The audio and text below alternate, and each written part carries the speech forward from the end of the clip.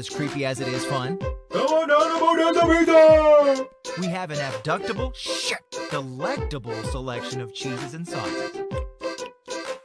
And don't forget hot dogs. Featuring wholesome live music entertainment that's not at all hypnotic. Go balls deep on one of our many ping pong tables. Then come deep inside and see our newly renovated soundproof daycare. They'll be fine. Try our all-new Spirit Kitchen soups and salads. What the fuck is that? Don't let hunger get away with molesting your day. Pedos to pizza. Good times and creepy vibes, or we'll eat your kids free. You mean kids eat free? Yeah, what you said.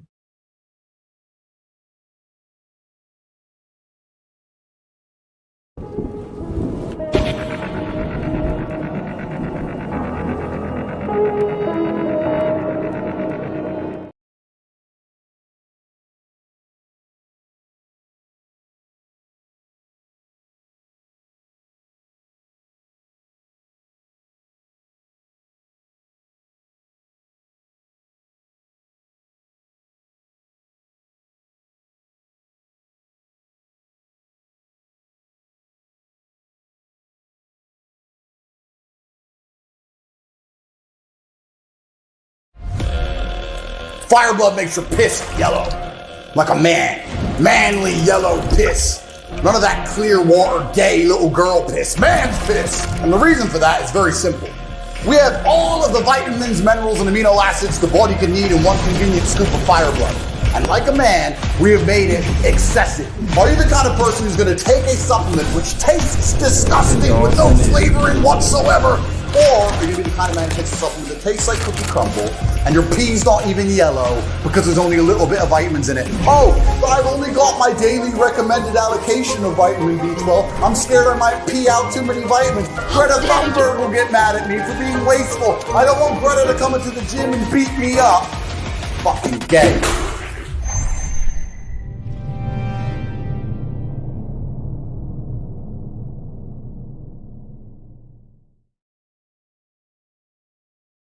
An expert on so many great things, not great things, actually awful things, like 9/11, Epstein, but like I want to talk it with the anti-Semitism. Yeah, right. Oh my goodness, I need to watch my fucking mouth. I put that Epstein list up on, like, I listed.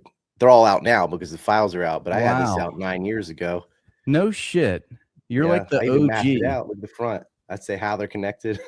Oh my god, how did you make that? How did you what? Well, I've been researching Epstein since 2007. I'm kind of a pedophile hunter.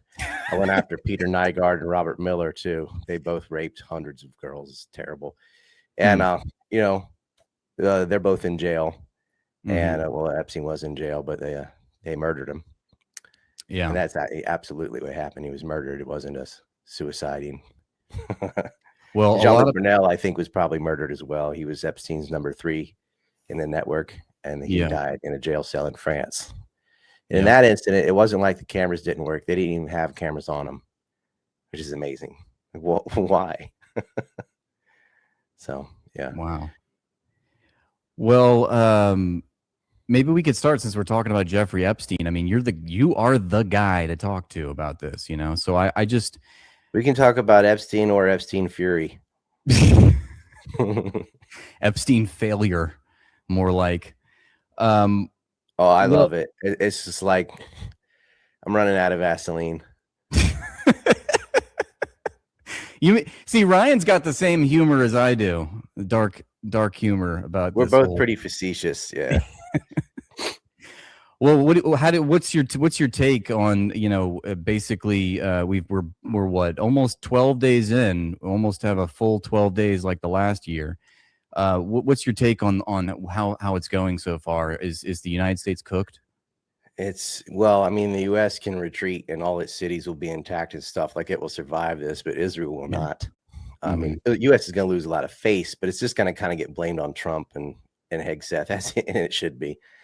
I knew they were desperate when they called South Korea and asked for the Patriot missiles and THAAD systems. that are there, supposedly Right. for North Korea. But I think it's sort of for North Korea, is kind of to put radar to monitor China. But China. those are leaving, which means they've run out. And you can see because they're using PAC-2s, which is the second generation Patriot missile. It only has a 19% success rate. It doesn't even hit missile to missile. What it does is it goes close and explodes and hopes the shrapnel will set things off.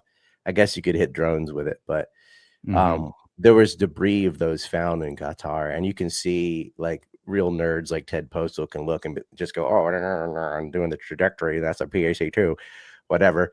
And that was their best. THAAD, the high altitude, they destroyed those radars like the first 3 days, so those are gone.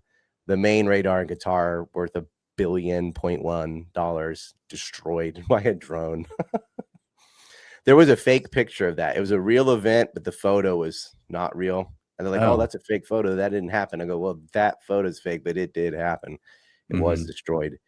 And Hezbollah's been doing this around the blue line. They've been taking out all the towers, the eyes and ears of the IDF, and that's why they've been able to burn 5 tanks and 2 helicopters, and we don't know how many of God's chosen lunatics have been killed on the ground, but they're not making it out of there, put it that way. Right. So much to talk about. We're hearing like so much about how hard Israel's getting hit. I guess it's Dude, they're getting pounded like Lindsey Graham at a truck stop. Yes, that's what we like. No, actually, we don't like to hear that because we're on YouTube and we do not glorify. I'll go into YouTube censorship mode. No. Your joke was fine. Me actually agreeing with it and glorifying. Oh, you can disavow. Yeah. But no, I mean, in all seriousness, we hear that it seems to be like it's the biggest night. I mean, it seems like they're escalating. It's now that they're like, are we in phase 2 at this point, Ryan? I think we hit phase 2 yesterday. So first, if you're Iran, you have to take out the eyes. So you hit the radar, because without that, it hurts them offensively and defensively. And the U.S. has a short supply of what we call standoff missiles, so you can shoot from a distance and you're not in threat of the Q9s and air defense system. It doesn't matter. I don't have to be that technical. So those Tomahawks and things, they get depleted. Now the U.S. has JASMs and JDAMs, but you have to get much closer to use those. And it seems without their radar, their targeting packages were blank. That's why they hit a school. I mean, that's tragic. It's very Israel of them, blowing up schoolgirls. And do you think they didn't own it either? They said Iran did it to themselves, Yeah. but it absolutely was on purpose because they double tapped it. Right. You know, and I'm so surprised that Douglas McGregor and like Lawrence Wilkerson, they seem to they're usually pretty on point, but they said they kind of apologized on behalf of the Pentagon, saying that there's no way that they believe that was on purpose. It must have been a bad, target set, and they made a mistake. Do you buy that? Because I don't. Well, I understand why they might sincerely think that, because that school had been a naval barracks in the past, but like 16 years ago. But man, if you're going in with outdated information, no wonder they can't find anything. Yeah. But the thing is, the second shot, when you see all the kids running around and movement and things, they should have known. But the process they have for targeting, Hegseth removed the safety checks. Exactly. We talked about that. So I would blame it. I would say, rare L for Wilkerson and McGregor. They probably knew the map thing and didn't realize what I just said. Hegseth did it. Hegseth belongs in jail. Absolutely. Like, he should be tarred and feathered. Yeah. And they hit another school and they hit a hospital. Like, that was, that because the school was so bad. It's like, well, you knew that was a hospital. There's no map excuse or anything. You just hit a hospital. Like, oh yeah, they're firing rockets from the hospitals. Hegseth actually said they're shooting missiles from schools. No, they're not, because then you would hit them, and you're not. They've carved a path to Tehran, and they're doing the Israel thing. Israel just bombs Beirut because they can't, guerrilla fight Hezbollah, and they're just trying to like kill enough civilians. I don't agree with people like, oh, they're just hitting empty buildings. I'm like, no, they're killing people. That's what they do. But that's not where the ballistic missiles are. They're not putting them in urban areas. They're in the mountains and in the deserts. They can actually fire from underground. And people freaked out. Even Danny Davis was like, you seen this new video? And I was surprised because that video is 10 years old. They've been able to do this. They've had this tech for a long time. There are so many ballistic missiles buried out there. And that is where I imagine where they would put their limited air defense. So yes, they can claim air superiority using glide bombs hitting buildings in Tehran, but they're not going where the ballistic missiles are and where the defense is, which is what they need to do. So doing this like stuff that looks good on Twitter, it's impressive. Oh, building fell down, fire, whatever. Kind of like Ukraine. Like they do stuff for the memes, but it's not strategically effective battlefield wise. And it sucks. I mean, I don't want them to sacrifice their capital, but yeah, and I don't like the gas prices going up and all that. But if I can, I will sit there with a grin, paying $500 at the pump if I know Tel Aviv is going down too. For real. Like this is Satan. Like this is. Yeah. I'm not an esoteric or religious person, but if just saying like, if the devil's the worst thing in the world, then it's Netanyahu. Like that is. And it's like there's this coordinated media campaign to unleash this whole short-term pain for long-term gain, trying to quell fear in the market. Like, don't worry about the oil prices, it's going to surge for a little. We got to take care. Well, you know what, you just put it nicely. It's like the long-term gain, if it's a flattened Tel Aviv, then that it is. They're right for the wrong reason. They're like correct. The short-term pain is Tehran getting bombed. The long-term gain is the destruction of the GCL, God's chosen lunatics. It's a new one on me. I haven't heard that one. Oh man, yeah. I started God's not a real estate agent. Like a whole bunch of the catchphrases people use, those are mine. It's got to be pretty satisfactory and vindicating for you now to see the world catching up. 26 years of covering this stuff. These little bastards with their, raping prisoners and burning children and starving people and shooting people when they go to the food trucks. Like there's nothing more evil than that. This is like, and we kind of entered that level by bombing the school and not owning up to it, not saying, oh man, we had the wrong targeting maps. Oops. And they go, no, I think Iran hit themselves. Yeah, dude, the most ludicrous lie you've ever heard. I mean, well, didn't they say the same thing about Hamas when they hit the courtyard of the Al-Shifa hospital? Yeah, it was a JDAM. It's on tape. It's got audio evidence. Hamas doesn't possess anything like that. Exactly. Kind of like Hannibal. Yep. All those burned bodies that were stuck together. What Hamas now have incendiary weapons, and I think they use white phosphorus, which is illegal on their own people. Yeah, MK77. It's upgraded napalm. It's You're saying that like the IDF on October 7th. Yeah, when they say Hellfire missiles, like maybe like blowing up the cars, but you look at I mean, this is disgusting, but like if you look at the corpses and things, it's something of extreme level of heat did that. And they use it on Lebanon. They're doing it now because they do it at night like idiots, and you can see it. Is that and that's different? I mean, I'm trying to get my.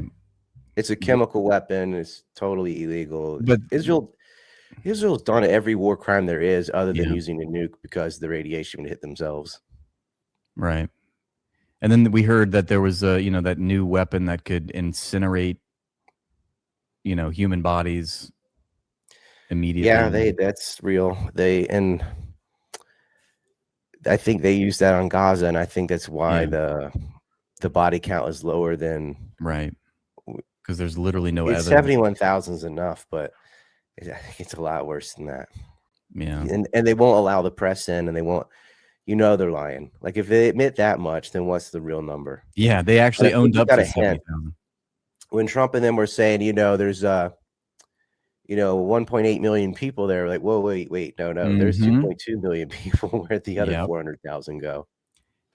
He just literally tacitly admits that there's 500 some odd thousand Palestinians that have been either ethnically cleansed or executed in the Gaza Strip.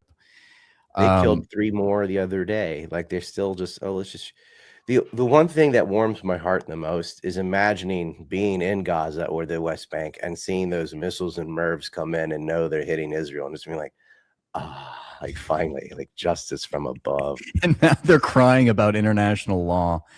Talking about how cluster bombs. Netanyahu got on and said, this is the difference between Iran and Israel. Iran attacks civilians. Israel never does that. While we're talking about that, what about the recent claims about Ben-Gvir and Netanyahu and Netanyahu's brother? And we heard about all these assassination attempts, but I wish ultimately it was true. Yeah, they got Gvir's properties. That's funny. Okay, but there's confirmation on getting him. Just because he wasn't talking doesn't mean he's dead. Yeah. Was it Ido Netanyahu? That's the brother. His brother. Yeah, maybe. I don't know what the evidence is. It looks like Twitter slop. I always try and dig through. Telegram's better than Twitter. But I'm like, you know what? I'm not going to counter signal it either. I'm just going to let people say it. Make them play defense. Well, I'm not going to play defense for them. You know, let the rumors go. I don't care. But I don't think that's true. However, Smotrich's son was severely wounded. He might be dead. They lied and say that he was lightly wounded. He probably scratched his knee, and they used it as an excuse to get him off the front line. But since the other 8 guys with him were killed and 1 captured, I think he must have been. And that I'm like, why'd they send these helicopters, evacs? It was like, because there's an important one there. That's why. And they lost a helicopter. And that's on film. They lost another one last night, way up north in Lebanon, too, because they're able to come in from the east from Syria since they gave that to Al-Qaeda. So. But now they're saying the shrapnel ripped through his back and damaged his liver. And I'm like, well, okay, he's not dead, which is perfect, because I want him to die slowly in front of his father. I think that's be the best outcome. No comment. But you're out there shooting people in Lebanon. You deserve to die. Like, they didn't do anything to you. We need to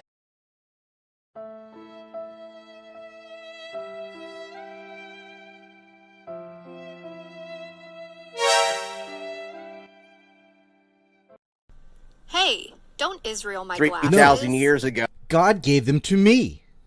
Those are mine. Give God them said back. it's mine. God said it's mine. Persecution! 6 million! Help me, America! Help me, America!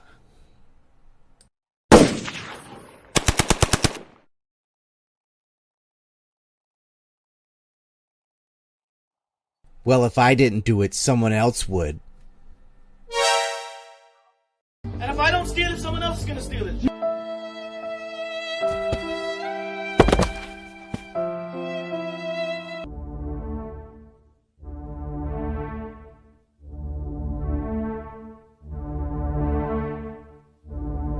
I was in the shop getting my bagels, just using my phone, and this Palestinian terrorist, 3 times my size, wielding a knife, came out of nowhere, broke my arm, tried to take the phone that God gave to me. Allah Akbar! Allah Akbar!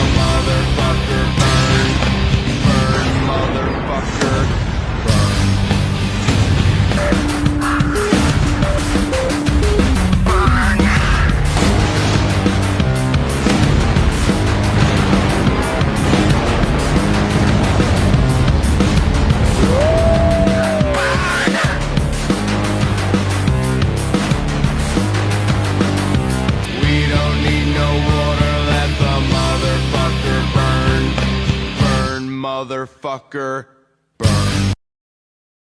Apology with a guy with a talking donkey said, "This land is mine." Yeah. Okay. Jacob and Esau, you wrestled an angel. That's what Israel means, one that wrestles with God. Like the whole thing is based on Wow, this really? story. How did I just Israel learn got that? El is God because it was from the Sumerian pantheon that they borrowed Yah. So that's why all the angels end in El, Michael, Gabriel, now they're so on, taking an L. Raphael. Mhm. They're taking a They're all huge sons L. of El. Yeah. Can't spell Israel without L. A huge L. Yeah. Isis, Ra-El, sky god, sun god, and the over god. So Lebanon is, I mean, Hezbollah is hitting them hard right now from what we can tell. I mean, it's like airtight. It's What like that scene with the little blonde girl with all the people around her on the couch. That's Israel and Hezbollah. Look, laughing is anti-Semitic, guys. Do not. So is laugh. truth. Yeah, right. Seems like everything is these days. Dude, if you weren't on YouTube, you and I could go back and forth. Oh yeah, I think so. You got to roll over to Rumble so you can join me. I see you on Twitter, and I see some of the things you post, and I'm like, okay, real recognize real. Yeah, I've seen you on TikTok first, and then I saw you on Twitter. They banned my TikTok. I was banned on everything, including Twitter, until 2023.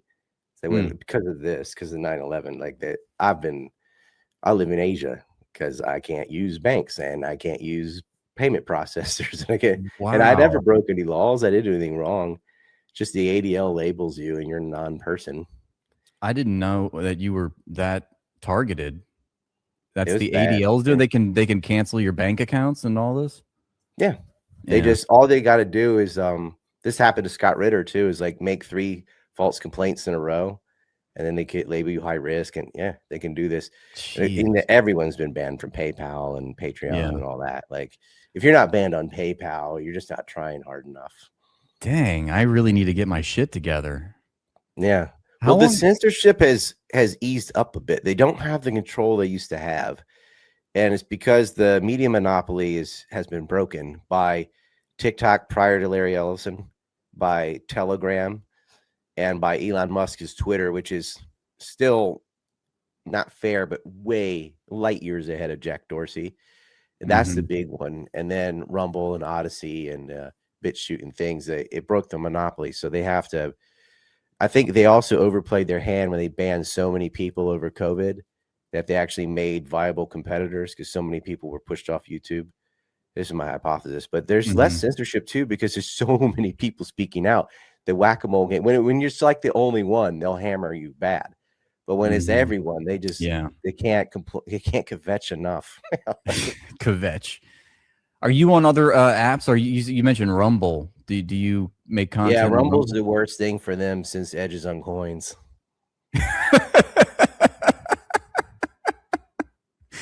Oh, they don't like that, do they? Nah, that's why I like Newton. Like Newton, put ridges on coins. Oh, he's famous scientist, gravity, all that. But I was like, yeah, but he worked at the Mint, and I actually saw his office. Like, he put the ridges on coins to solve that problem. Wow. So Newton's good in our book. Isaac Newton's good. Yeah, he's a good guy. No, he's a bad guy. Oh, he's a bad guy, which means he's good because he's good. Right. Do you think that you're going to see, or we're going to see American troops on the ground in Iran? Or are we already seeing that? Is it going to be? You might see special forces. You can't get the army there because it's logistically impossible. It would take months to do. Yeah. And so I just don't know. I guess they could deploy in northern Iraq in the middle of that shit storm with Shia militias, and the Iraqis don't really like Americans. Yeah. I wonder why. So I don't think that is doable. And what are you going to go through the Zagros Mountains? Or if you want to lose like 30,000 soldiers, you could do it.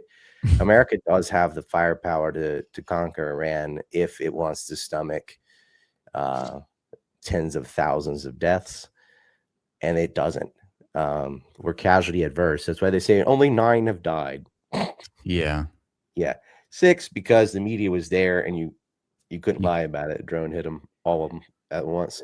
I mean, again, Lawrence Wilkerson says that to counter your claim there, that it's very hard for the United States Army to lie about how many have died. Like, so he actually and I'm with you, but he like weirdly said, no, it's hard for them to get away with a lie because this is going to come out.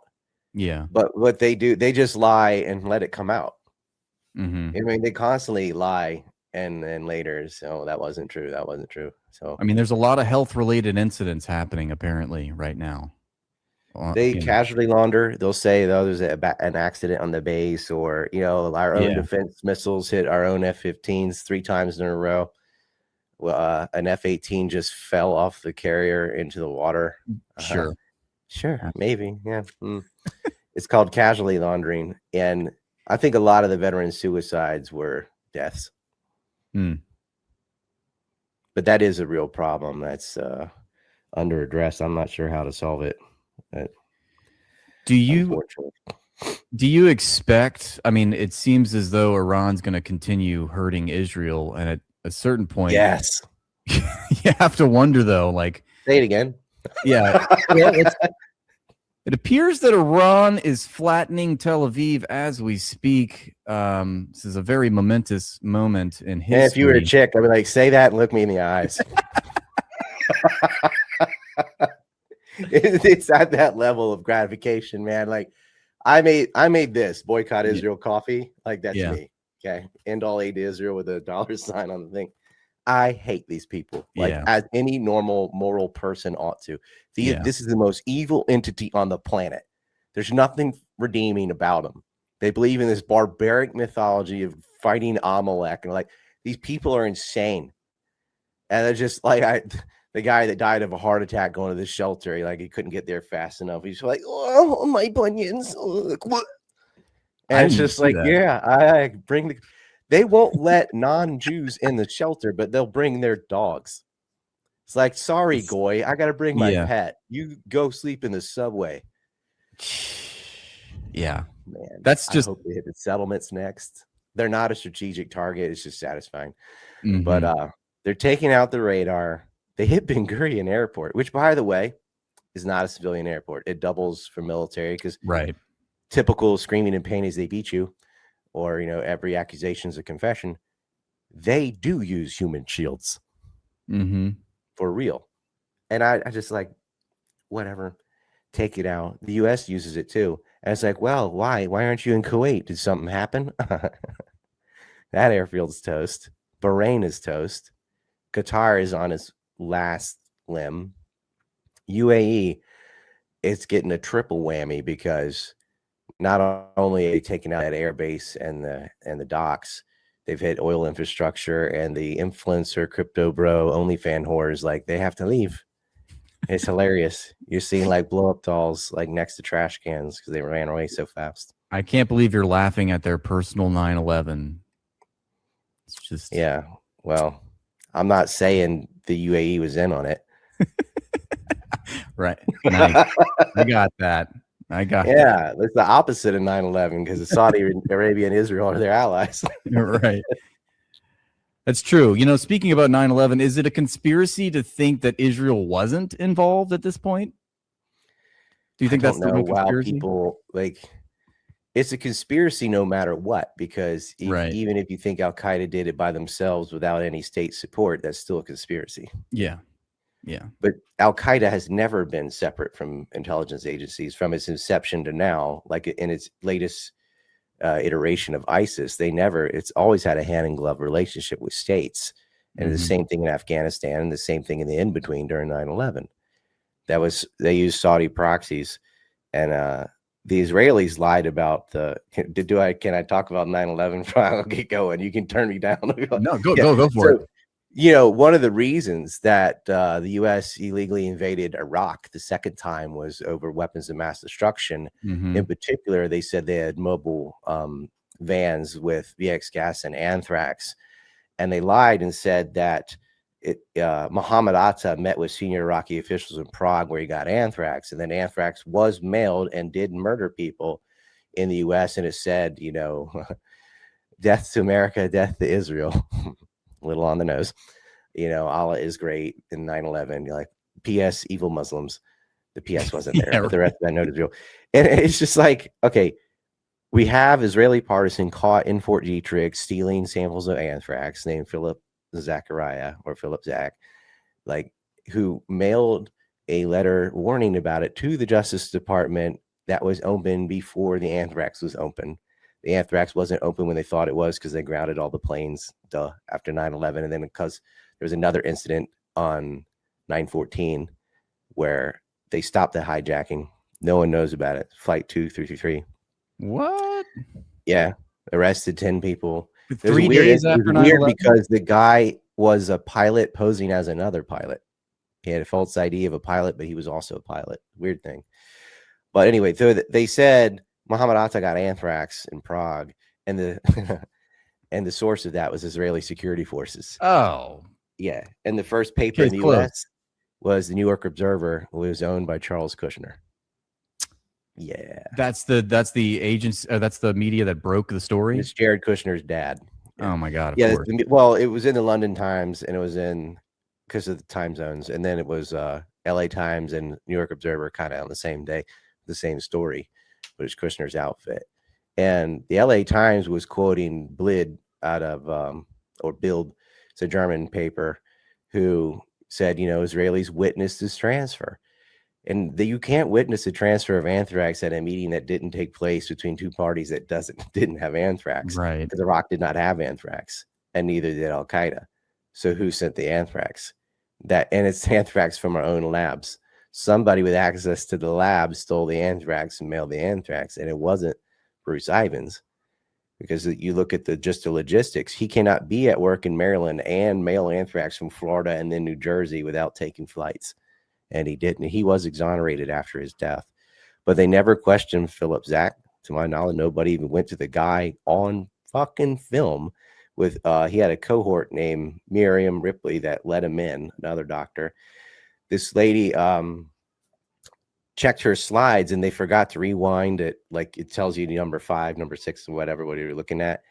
So she'd known that there was gain of function research, which is, we used to call it weaponization, was being done illegally on anthrax spores after hours.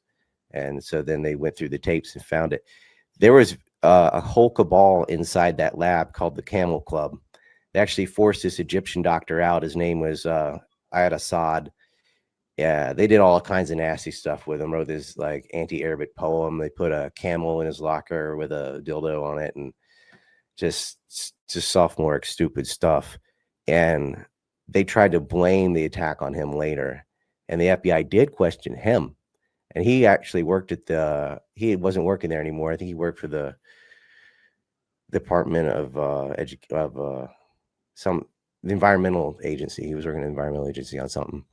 And he wasn't there at the time. He was totally innocent. But he looked at it, and in the letter where they blamed, they said what floor he worked on, how many kids he had, where he lived. They had all this detailed information for him, and it was his coworkers, the ones that had been fired from. Most of them had been fired from the lab from their anti-Arab antics.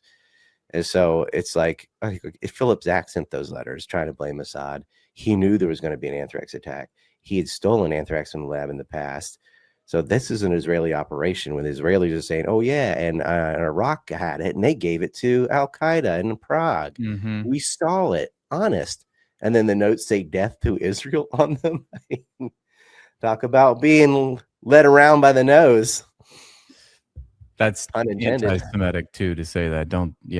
That's an anti-Semitic. They don't all have that trait. That's from inbreeding. That's true. So Mohammed Atta, let me just get that. You just outlined a band, Brian. Yeah, right. I wasn't like this. They made me like this. Like, I was like, yeah, no, you don't need to preach my old videos. I'm very like Ben Stein level, neutral and dry reporter guy. Yeah, and I didn't make jokes or anything. And it's just, I just don't care now. Like, yeah, I feel you. I have a movie about 9/11. It's free. It just go to ryandawson.org. It's called Empire Unmasked, and it goes through the whole thing. Dude, yeah, take it, share it, do whatever you want with it. Okay. If you want to get to the bits on Israel, and this was totally a coincidence, you go to 1 hour and 9 minutes. 109. It just happened to work out like that. Yeah, okay. It's about an hour and 9 minutes on Saudi Arabia and Al Qaeda and history and stuff, and then it gets to the day of 9/11 onward and the cover up and all that, and it's about 3 hours straight smacking Israel around the room. If I watch your film on stream, will I be arrested by the ADL? I don't think so anymore. Just be like, look at what this crazy guy's saying. Yeah. Can you believe it? Yeah. This is crazy. You got to do the what's his name? Norm Macdonald. Not me. This guy over here. He's saying, yeah. That was a running. Glass windows are bionic. No, I didn't say that. He said didn't he say that he survived the Holocaust? Didn't you say that? Wasn't that the bit that he used in his podcast? He did a lot of Holocaust, indirect Holocaust jokes. Yeah. He says the chimney's not attached to the building. I don't know what is wrong with it. It's crazy, right? So my concern, Ryan, is if Israel decides to go nuclear and if their back's up against the wall, do you think that this is a real possibility? I mean, are you concerned? Are you scared? Yeah, it's Israel. It's a real possibility. Well, would Israel nuke civilian cities? Yeah, they would. The only thing holding them down on that now is the U.S., believe it or not, because Israel would have done it. They would have opened with it. The U.S. thinks it seems to be the case. They all thought they could kill the Ayatollah and the whole thing would collapse, and they had this fantasy and kind of Bay of Pigs-ish. Don't worry, the anti-Castro Cubans will rise up. Yeah. You know why that failed? It wasn't because Kennedy didn't give air support. That's what Hollywood says. That's the JFK movie sponsored by Arnan Milchan, Israel's largest arms dealer, who actually helped smuggle Krychon triggers for their nuclear program through Heli Trading Company to a young Benjamin Netanyahu on the other side.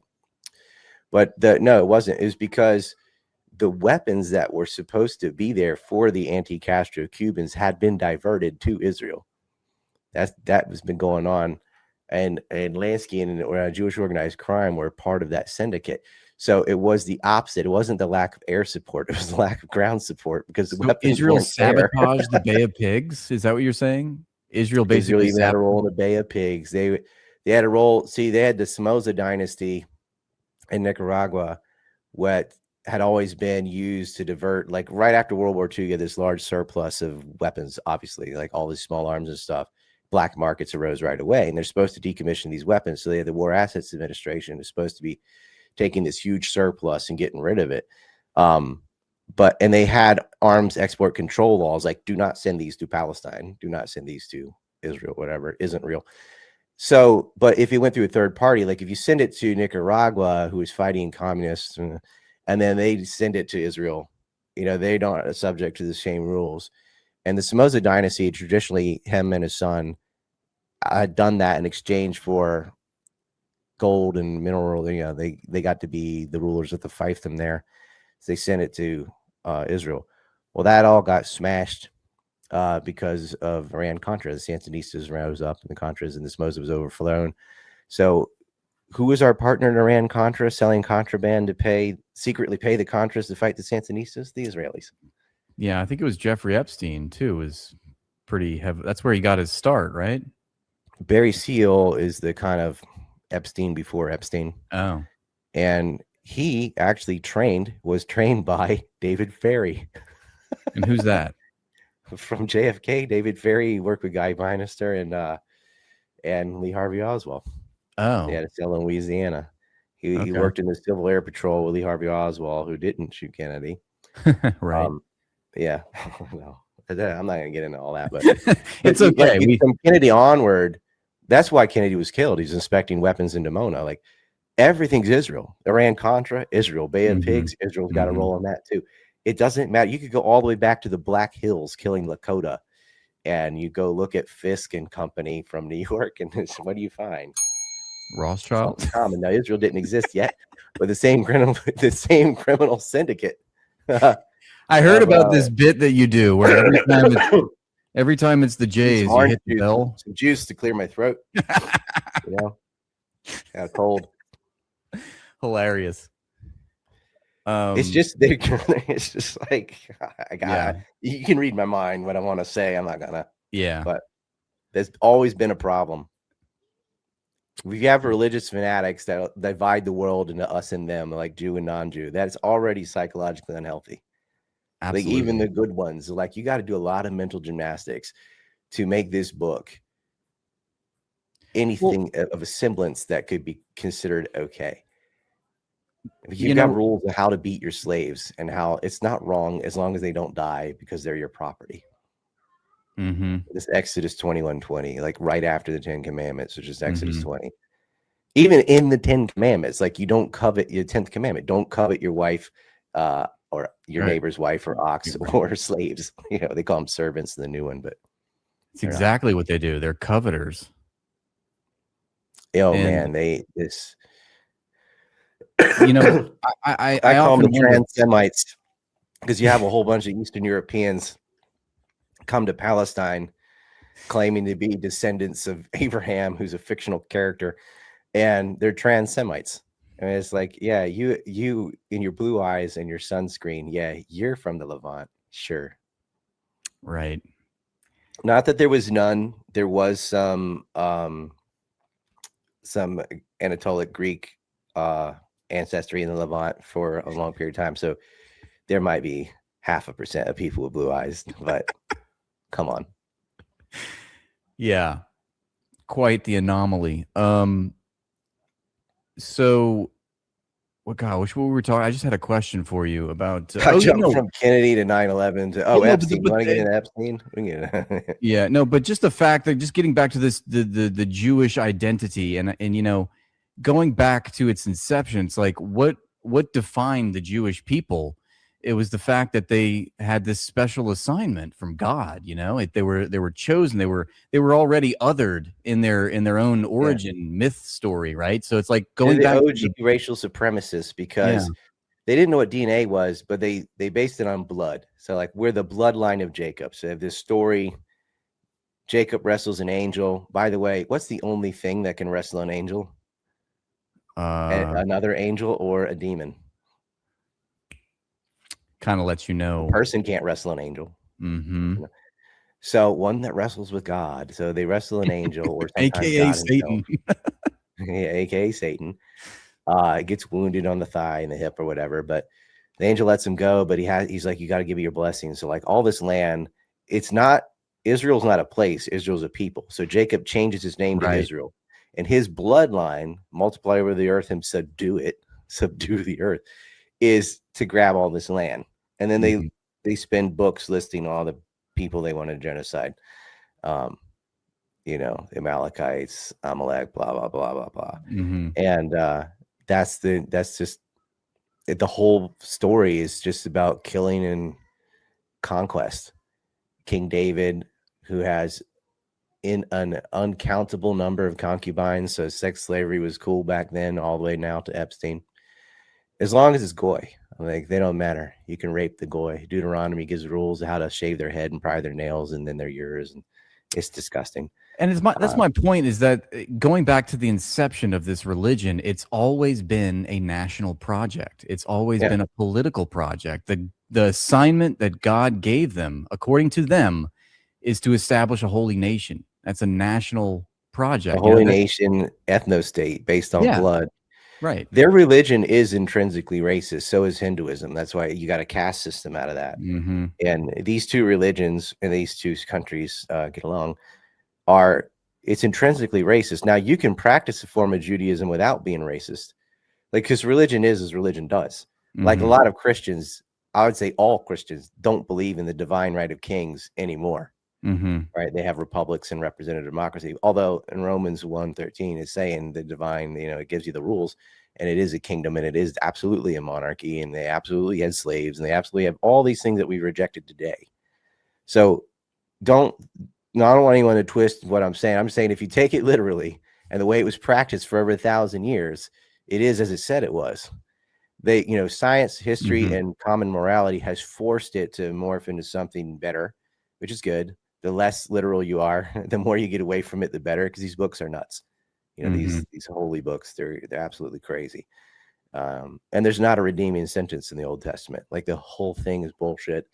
and it's just like praising everything wrong: conquest, killing, rape, slavery, like all the things that are like everyone in the world agrees is wrong today is stuff that they promoted. Correct. It wasn't even monotheistic till the Hellenistic period, probably. They had a, what do you call it? They had like a hierarchy, kind of like the Greeks. You know, Zeus is the main one, and they have these other lesser gods. Right. It was structured like that.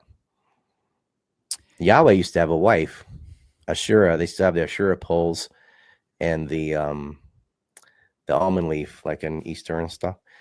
And they still have Ashura Day in Islam, July 10th. But she got phased out. They call her a grove now in the Bible. They changed her name.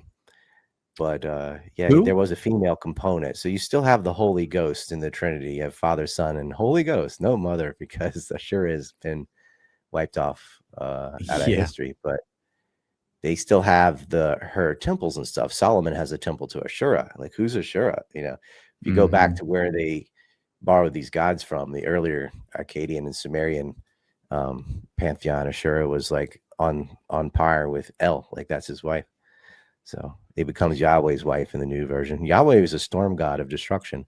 Like, they took the most evil entity of an other religion and made it their main god. It'd be like somebody taking Satan out of Christianity and saying, we're going to worship that one. And you have, you know, the ambassador to the UN, Danny Danon, talking about the Book of Esther, like at a geopolitical, you know, conference, and you have Netanyahu talking about the Book of Esther. What is going on with Esther? On a Why scale is it of 1 to Mike Huckabee, like, how fanatic is he?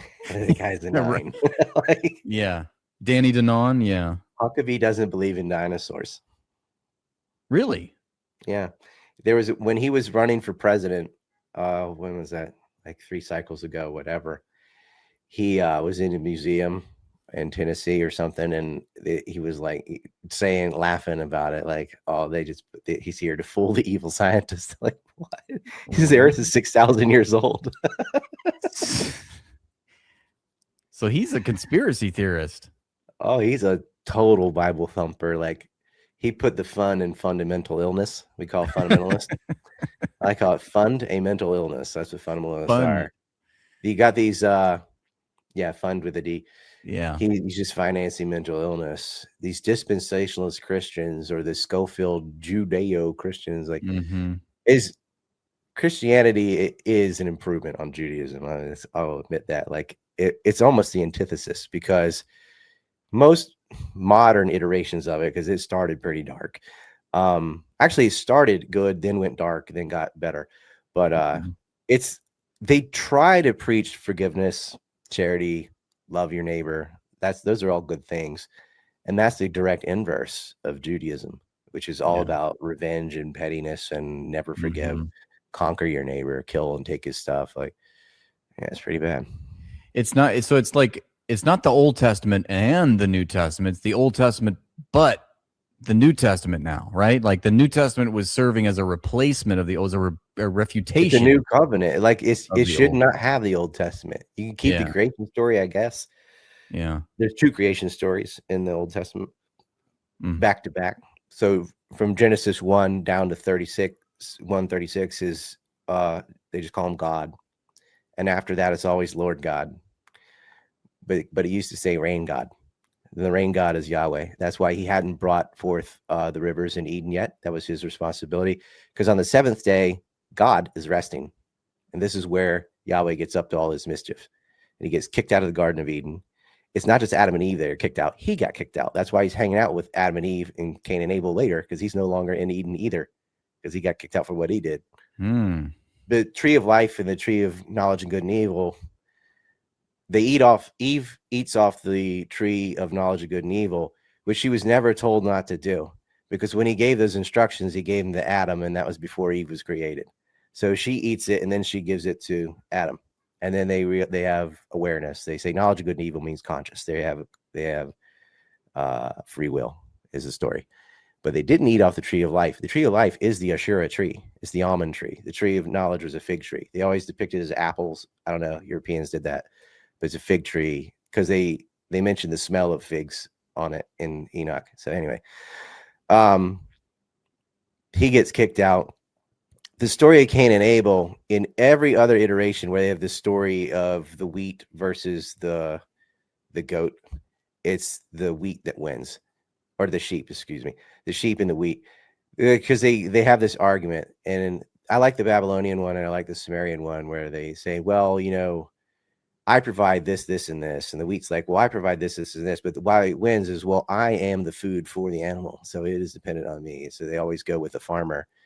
And the story is about death and life, and you get the same thing with Cain and Abel.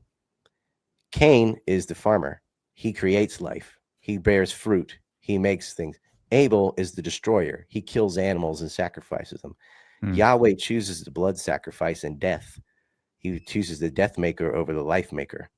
He smites Cain, and Cain gets jealous and then kills his brother, and you know the rest of the story. But that story is an older story, but in all the other versions, God chooses the farmer and the life bringer over the hunter.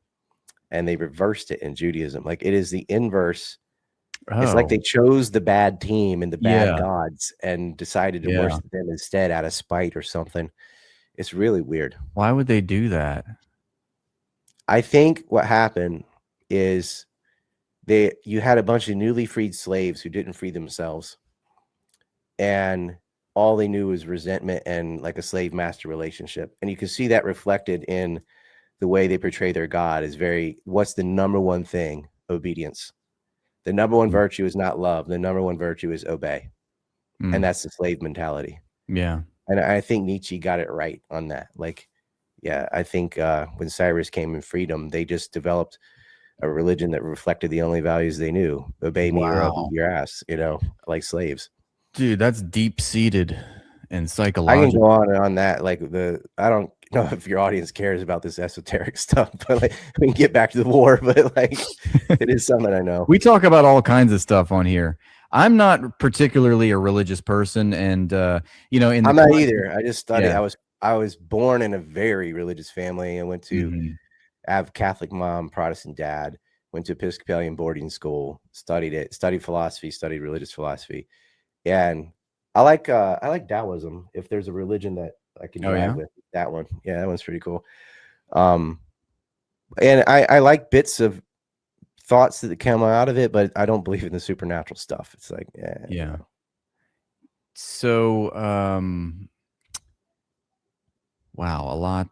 It's important to understand where these psychopaths are coming from. Like, they really think the creator of everything gave them their neighbor's land and was like, kill them and take their stuff, but don't eat bacon.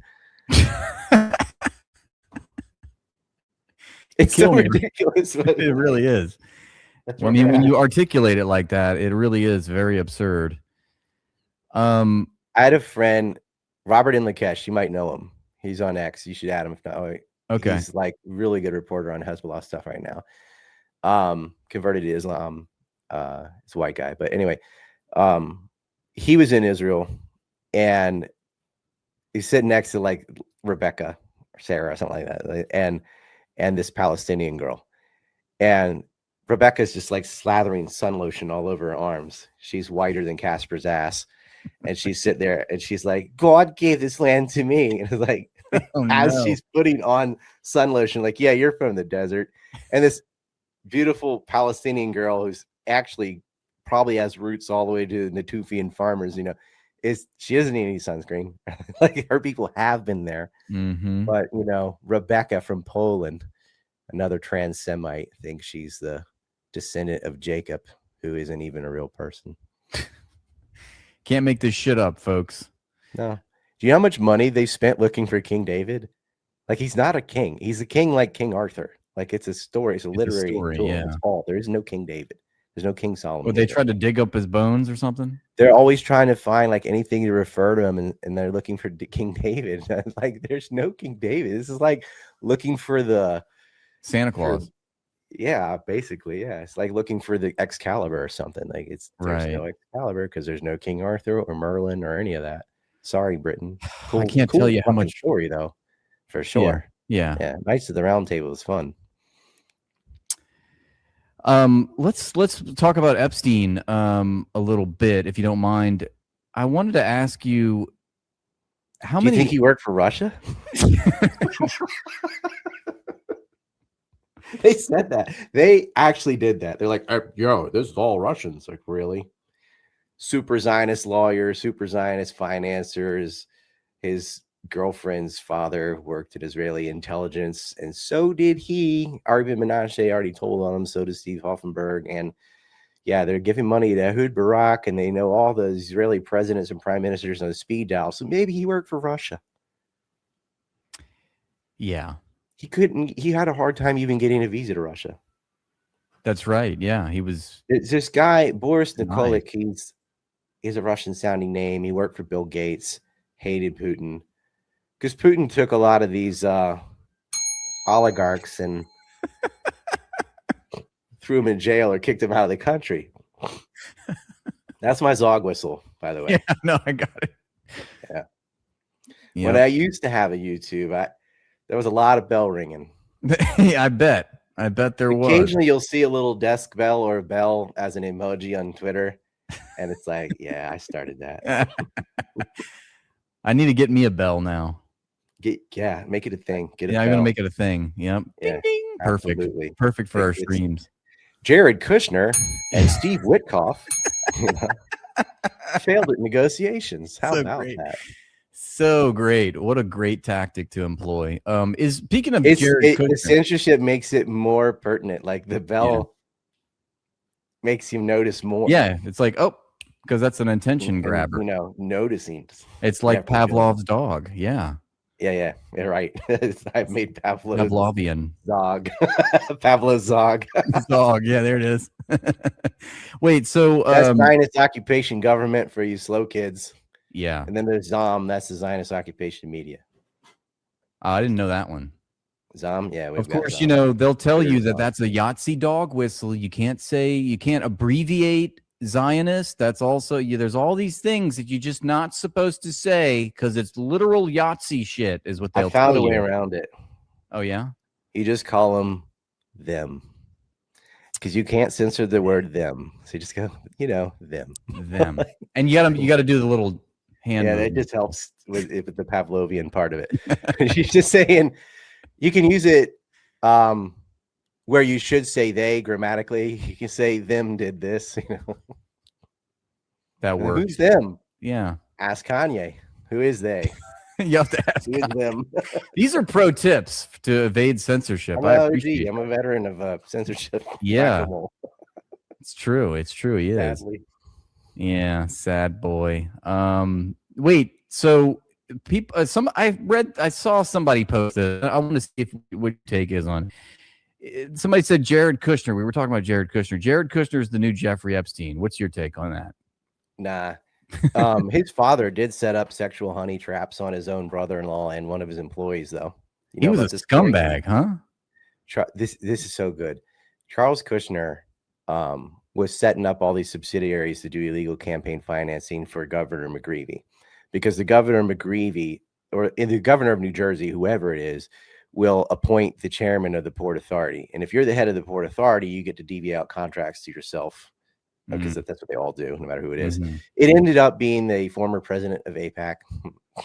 But Kushner wanted it for himself. So he's trying to get McGreevey in. McGreevey was a closet homosexual. And Kushner introduced him to this guy named Golan Sapel, who apparently wasn't even gay. Like, he really took one for the team. He becomes his boyfriend. And Kushner, or McGreevey, sets him up with a 6-figure job in like nuclear security, this Israeli national. And they had some threesome with this gay dentist. And anyway, that was going on. But he put some of these false companies in his brother and sister's name without telling them. And like, hey, we want a piece of this action. So his sister sued him. And so he honey trapped her husband, his brother-in-law. And first he went to the police to get some escorts. Like, why in the world just buy an escort? Like, why do you go into these cops? Because a lot of the escort services in New Jersey are run by the police because they only bust their competitors and not their own problem. Oh, shit. But you know that this how it was. This is like 2001. And they failed, and he ends up paying this hooker. Her name was like, I mean, her hooker name was like Cherry or Candy or something like that. I talked to her a long time ago, but they went to the Red Bull Inn, which is like a 2-star motel because a billionaire can't afford something else. But I guess they needed something shady where they could set up the cameras and everything. So she does his brother-in-law, and he sends the tape to his sister, and she's like, I don't care. Go ahead, show it. She still sued him anyway. He ended up getting popped for the illegal campaign financing and goes to prison. But before he did that, he also blackmailed one of his own employees who he thought was spying on him because he's underperforming. He was skimming off the top. He really was. So he set him up in a honey trap too. But this is so low level compared to Epstein. Like Epstein had, Epstein did not create his network. Epstein went into Wexner's network. The Wexner Heritage Foundation, if you look up the first president, was Rabbi Herbert Friedman, who comes straight out of the UJA, which came straight out of the Sonborn Institute, which was Haganah, the paramilitary that creates Israel. And other members of that would have been like Hillel, Ted Kulik, Ben Gurion, who ends up being prime minister.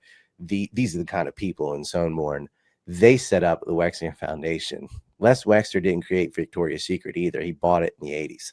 That was way later in his career. It's straight up been Israeli intelligence, and it was designed for black market weapons. That's what they were doing. It kind of bleeds into, they were using Jewish organized crime in America and Canada on that side to move things to docks. That's how they stole uranium from Apollo, Pennsylvania, for example. And but guys like Mickey Cullen and all, he'd been blackmailing celebrities and stuff. And so you get the Cullen and this guy named Bobby Baker, huge scandal. It all went away when Kennedy died. And they were blackmailing congressmen, and it was sexual. Because back then, like if you had an extramarital affair, in the 1960s, that was like fucking a pig. Like that was, today you can do just about anything. We're so degenerate, but it was a big deal. So, but that it's out of this financial pipeline with the Bronfmans, Wexner, Steinhardt. People should know these names. This is the upper level, not like criminal doing it on his own, like Robert Kraft getting hand jobs in Jupiter, Florida. This is like the professionals. Epstein screwed up because he engaged in it himself. Like he did that little side quest because he's a pedophile. You're not supposed to dip in your own stash. Kind of like if you're a drug cartel, don't do drugs because it's badly. He couldn't help himself. He felt invincible. He had Bill Clinton, he's not going to investigate him. And he was invincible for a long time. Maria Farmer told on him in 1996. Okay. There was another girl earlier than that, right after the Dalton school. It was like in 1980. He raped her in South Carolina on one of those islands, something head, I forget the name. Plied her with cocaine and something and had his way with her. So he'd been doing this for a long time. And I'm sure why Epstein went to work at a high school because he likes high school girl. Yeah. And he dated Ace Greenberg's daughter, and he didn't have a problem with it. Like, your daughter's underage and she's dating her math teacher. Ooh, no, he gave him a job because he plays piano. And that was his in at Bear Stearns. Is that what you're saying? That was his in at Bear Stearns, but he did. So what he was doing at Bear Stearns, like, what did he do? Like, why do you need this guy who didn't finish college working at Bear Stearns? Because he became a fixer. They know he had already been kind of like, let me explain this. Bear Stearns knows how to launder money. Yeah. Bear Stearns knows how to use escorts and prostitutes. Like escort is like quasi-legal prostitute. It's not like they need someone to teach them that. Right. What they need is somebody, an expendable, to do the dirty stuff for them. So they turned to that Epstein network. Epstein was the guy, which is tied to Israeli intelligence. So they know these guys can do things and get away with it. If I do that, I go to jail. But if we have them do it, it doesn't matter because they're made men. And that's what he was supposed to be doing. And he did. He laundered money. He helped Edmund de Rothschild Bank launder enormous sums that were stolen from the Malaysian Sovereign Wealth Fund. That Goldman Sachs did the same thing, and they ended up having to pay out $5 billion to regulators for their part in that crime. Can I just stop you there for a second? When you say that they stole money out of the Malaysian sovereign fund. What is that process? So the Malaysian sovereign wealth fund, a sovereign wealth fund is when a nation gets surplus from, say, oil sales or something. Like Norway has a huge sovereign wealth fund, which they use for social programs. That's fine. That's what they wanted to do. This guy named Geo Ho, there were Malaysians in on it, but the banks were taking the money that was supposed to be allocated to raising living standards in Malaysia or whatever good thing they're supposed to do with it. It was being diverted, and they were just living like kings. And you think auditors or somebody with regulators would come and go, well, we know we have this much from sales. Where did it go? And they did. Like, they do get caught, and Goldman Sachs ends up paying $5 billion. But you can look up the 1MBD or 1MD. 1MD. I'm kind of dyslexic.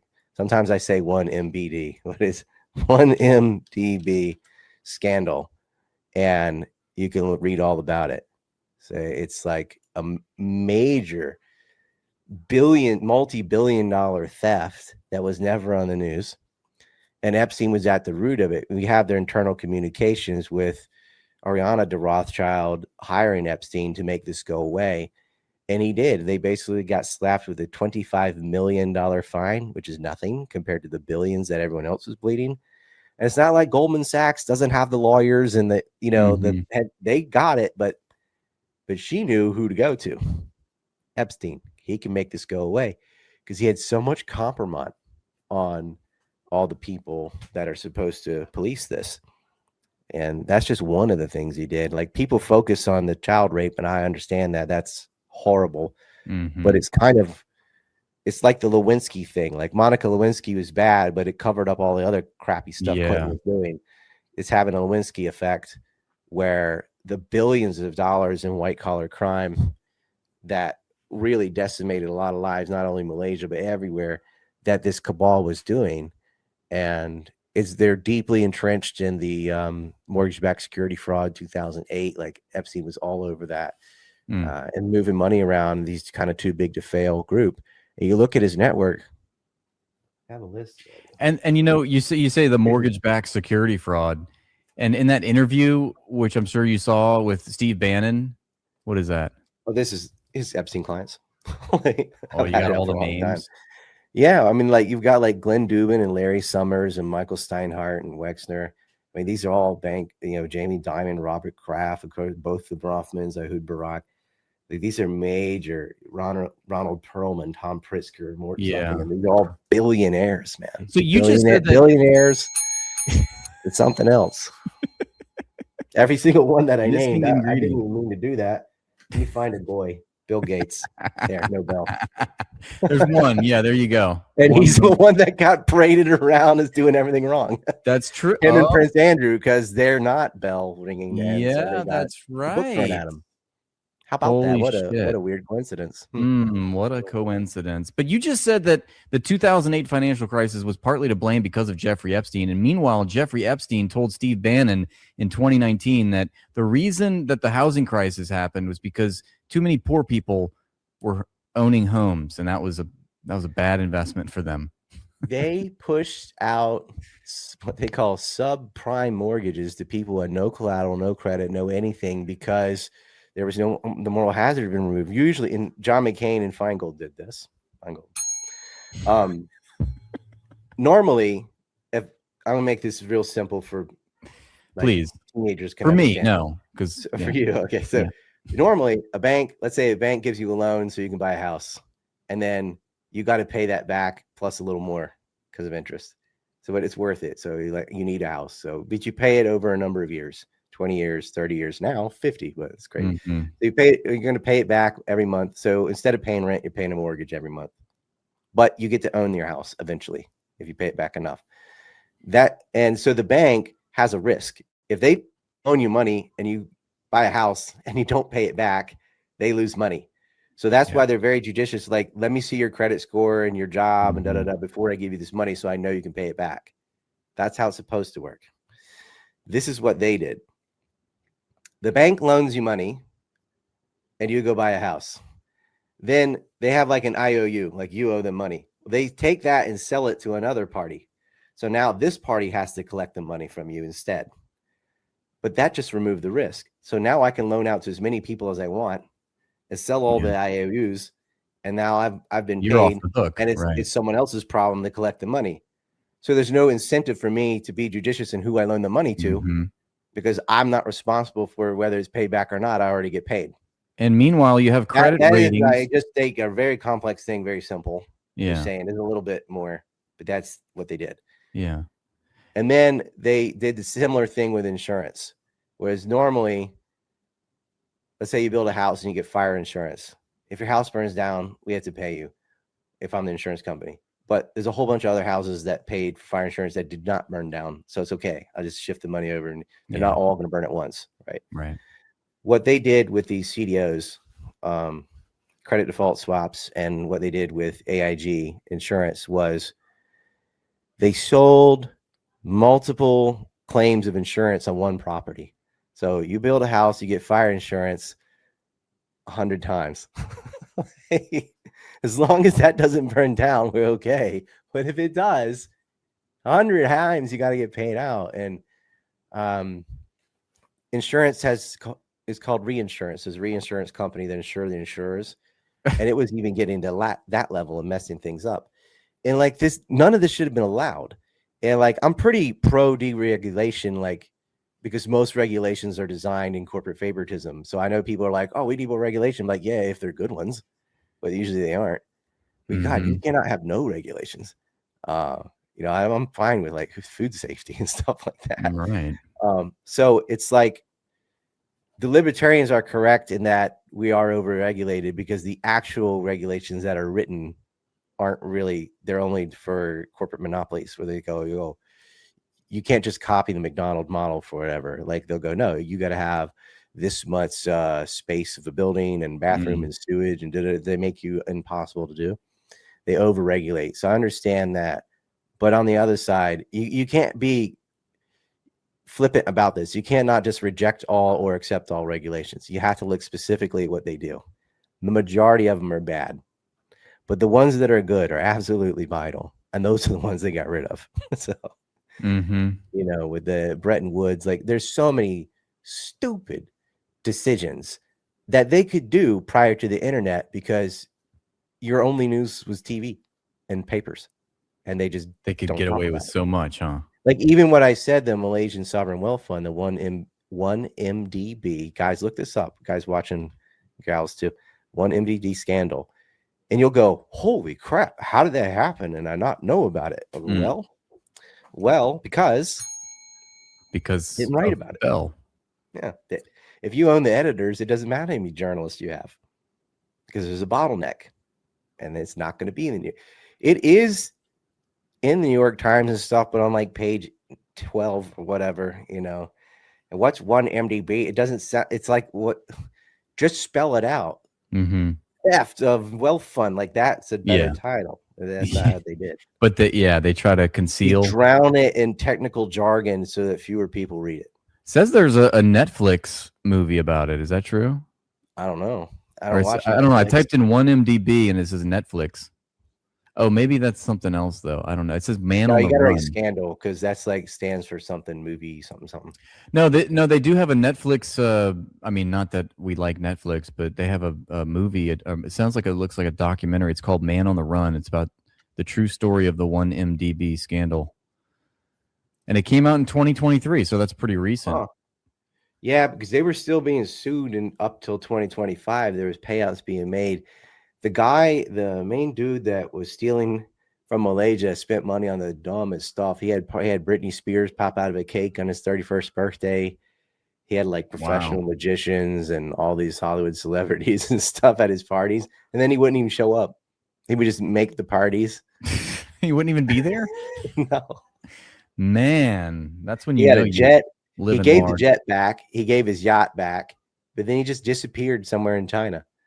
And like, good luck finding him. He still disappeared? They all look alike. They don't know where he is. I didn't say that. You said that. I live in Asia, and I have Asian wife. I make Asian jokes. I have the card. He's got the card, guys. Yeah. So, can I ask you a few conspiratorial You questions? know, they say the same thing. We all look alike. Yeah. Yeah. I'm sure they say that about us, right? Over They say there. Japan's too polite. Korea will tell it to you. Yeah. Yeah. Yeah, you can ask me conspiracy stuff. So It's called the clitoris. it is? And they do exist, right? They exist. Yeah. Okay. All right. Well, maybe one day I'll find it. There's one right in the middle of Huckabee's face. All right. Here's my first. We're just going to speed run through some conspiracy questions. Right, Where is MH370? I don't know. Oh, I agree with Don Lemon. Black hole. That's It probably went down in the ocean, and they don't want to find it because they don't want to find the black box, because then you find out why it went down, because Boeing had parts that don't work. This thing called the attitude, it's like it adjusts the angle of the nose, usually at takeoff, and it went automatic, which is bad. Like if it starts going down, you're gonna nosedive. And there were several incidences of that having a problem and causing crashes, but usually right when they took off. So I imagine that same issue probably happened, but they were in mid-flight and they went down. But they're not going to find it and are not trying to find it if that's the case, because that would be a massive class action lawsuit. So that is my guess. Yeah. Where is it? I don't know. Somewhere in the water. But it's like it's probably one of the most heavily surveilled places, regions of the earth. Yeah, but by who? By ding ding. Yeah, by nobody that's going to tell them Boeing. Yeah, right. Exactly. Okay. Is the Earth flat? No. Well, certain parts, but on the whole, it's round. I think we're gonna have some chatters that are gonna be very disappointed by that. But I could show you this. Is it nighttime where you are? Yes. Okay. Look outside in Korea. Daytime. What? Yeah, and so if that's the case, you at night should be able to see the sun. That's right. The brightest star, right? If it's flat, because the sun is definitely over here right now, and I am on Earth. Therefore, you should be able to just look east and see a big star. That's true. And you I don't because it's on the other side of a ball. not a BAAL. Isn't that a quick non-technical way of proving the Earth is round? That is a brilliant answer, I have to say. Like, it's if you think the sun is much smaller, much closer, and going like this over a flat disc, then you should be able to see it at night. You should, yeah, exactly. And you can't. Exactly. They'll add all these ad hoc hypotheses. I don't like arguing about flat Earth. It's like arguing with a donkey, but I understand why people got to that point, because the government's lied about them so many times about everything else. And they're like, I don't know, maybe the Earth is flat. Do you think did we go to the moon, or did we just stage that as well? We went to the moon 6 times. 6 times. Okay. Mm-hmm. All right. 12 people have walked on the moon. Anyone's like, we didn't go back. I'm like, yeah, we did. We kept going back until like 72. Okay. Well, there you have it. Mm-hmm. And was Building 7 a controlled demolition? No. So the towers was a combination of things. The first 2 were hit by planes and had truck bombs in the basement. Building 7 wasn't hit by a plane, but it was hit by Building 1. And they had lost so many firemen. They lost like 325 people died in the World Trade Centers.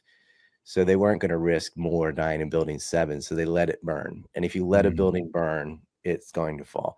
And none of the firemen were surprised when that happened. I know Jane Stanley announced it. Look, Building 7 fell and it's still behind her. But right 2 minutes before that, her colleagues saying, we're getting reports that Building 7 is falling or is about to fall. He wasn't sure. Oh. And so they didn't know the Solomon Brothers and Building 7 was the same building, probably in England. And they messed that up. And I get it. But the whole building was on fire. They'll show you pockets of fire at 9 in.m. on the 22nd floor, and go, look over there. And what about this guy Jennings? The whole southwest corner was gone. The penthouse had collapsed. The south side of the building, where the Building 1 had fallen on it, was totally inflamed, and it went down. And like, it went in its own footprint. I'm like, that's how any building falls from fire. If you look at the Plasco building, or Madrid, which they try and use as a counterpoint. They're like, look at Madrid, Spain. I'm like, yeah, look at Madrid. Everything above the 22nd floor collapsed.